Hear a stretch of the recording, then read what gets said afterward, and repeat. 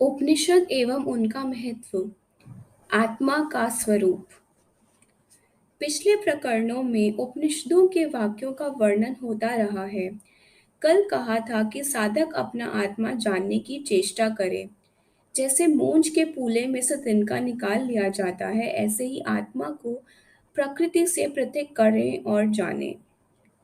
पृथक करने के कई उपाय हैं। सांख्य की पद्धति है नेति नेति, यह भी नहीं, यह भी नहीं। अर्थात आंख आत्मा नहीं, प्राण आत्मा नहीं, यह आत्मा न जल है न आकाश है। यह नेति नेति की पद्धति है। महर्षि याज्ञवल्क्य ने कहा है कि आत्मा प्रकृति की वस्तु नहीं है। जो उसको जानते हैं उसको आंखों के सामने लाएं। चेतन वस्तु प्रकृति से भिन्न है। प्रकृतिवादी मनुष्य उसे अनुभव करने की चेष्टा करते हैं। वे मिश्रण और विश्लेषण की पद्धति से देखते हैं। तीन चार वस्तुओं को मिलाकर क्या रंग आता है, पृथक पृथक करके देखना विश्लेषण है। इससे आत्मा का ज्ञान नहीं होता। आत्मा प्रकृति का अंश नहीं है। स्थूल न होने से यह इस रीति से जानने योग्य नहीं है। तो जब तक स्वरूप न बनाए उसको कैसे समझें। जैसे आकाश चित्र में दिखाना हो तो नीला दिखाया जाता है, उसका प्रतिबिंब दिखाया जाता है। ऐसे ही यह रीति है कि हम स्वरूप बांधते हैं।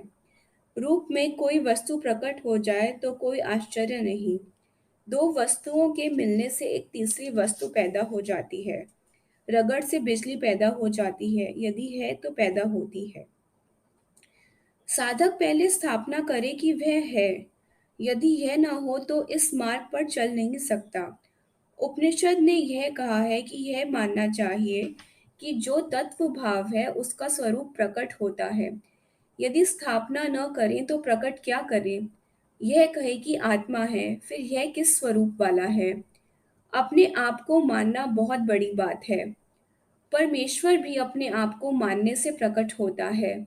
एक मानता है कि ब्रह्म अनिर्वचनीय है, निर्विशेष है, हर स्थान पर व्यापक है। अब उसका लक्ष्य क्या है।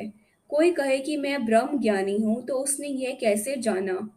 विष्णु का जानना तो आता है, प्रकट होना भी आता है।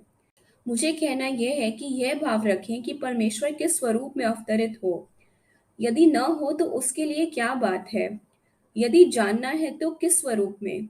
जिन्होंने जाना है वे कहते हैं, हे मेरे प्रभु तू है। वेदाहम अनुपम पुरुषम, वेदम आदित्य वर्णम।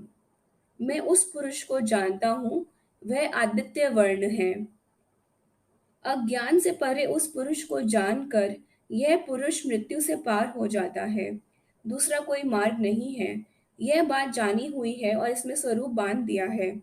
ऐसे संत भी हुए हैं जिन पर वह प्रकट हुआ है, ऐसा हम मानते हैं। श्रुतियां वर्णन करती हैं, तू इस यज्ञ में आ और बोल, जिससे तेरे शब्दों को हम सुन सकें।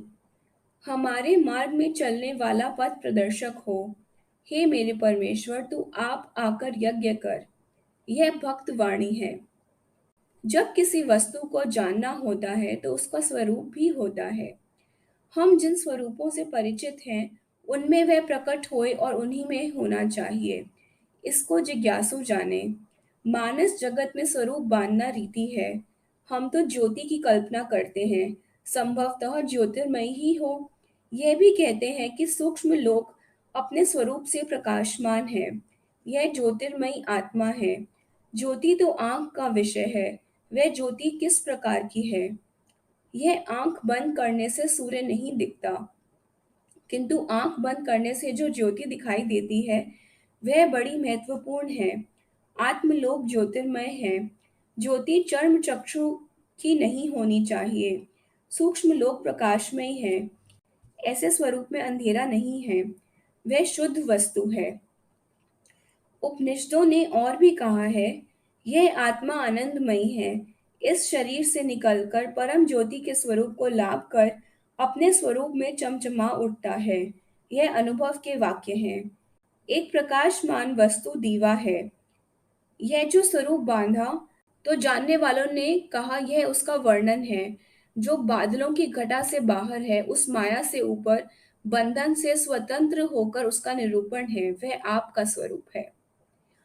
यदि कोई कहे कि जब मैं नहीं रहा, मर गया तो कुछ नहीं रहा, यह नास्तिकवाद है। इस प्रकार के असुर भाव करोड़ों में पैदा होकर एक ही आसुरी मूर्ति बन जाती है। आस्तिक लोगों ने मनुष्य का बड़ा सुंदर स्वरूप बनाया, उसे अद्भुत देव बनाया, उसमें रहते हुए स्वर्ग का राजा हो सकता है। उपनिषदों ने उसके हृदय में चांद, सूर्य और तारे निरूपण किए हैं। सारे विश्व का राज्य इस मनुष्य में स्थिर किया है। इस युग में इसी मनुष्य में बड़ी गंदी गंदी धारणाएं भर दी गई हैं। अब यह मैं खाना बना दिया गया है। आस्तिकवाद से तो कोई बात आई, किंतु नास्तिकवाद से कुछ भी नहीं आती। साधक अपने स्वरूप को जाने।